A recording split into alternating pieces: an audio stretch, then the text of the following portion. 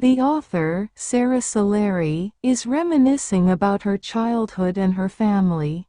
She talks about how she and her sisters decided to wear the same perfume to feel connected despite the physical distance between them. However, she suspects that her sisters didn't keep their promise, and she's the only one who still wears the same perfume.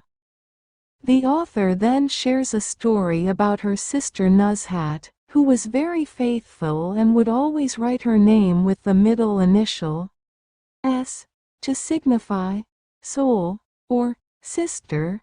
The author's father, Pip, was amused by this and would often tease Nuzhat about it. The author also talks about how she would write letters to her sisters with their married names and include the middle initial S. But Nuzhat was the only one who appreciated this gesture. The author recalls a story about her brother Shahid, who was known for his love of food.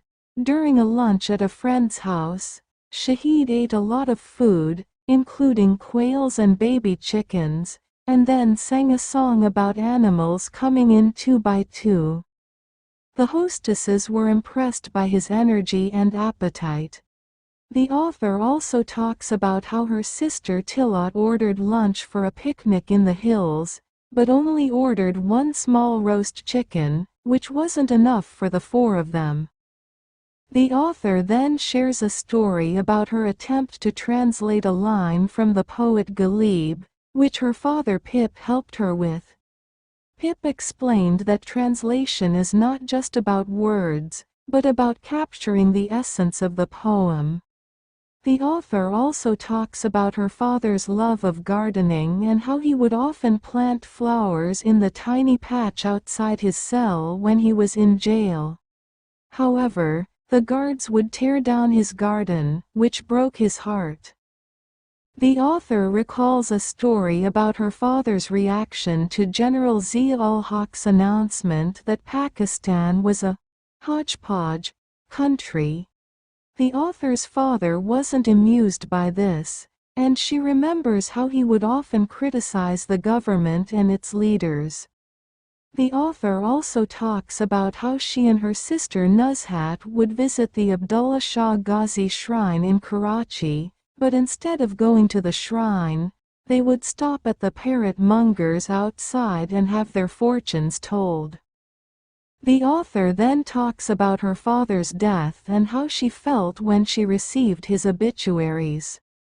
She was sad and couldn't read them, but her brother Irfan later told her that one of the obituaries mentioned that her father was a fan of the game Kabaddi, which wasn't true. The author found this amusing and remembered how her father would often laugh and joke about things. The author also talks about how she misses her father and the country of Pakistan, and how she wishes she could have spent more time with him before he passed away. In the last, the author is reflecting on her father's death and how it affected her. She talks about how she couldn't read his obituaries and how her brother Irfan told her about the mistake in one of them.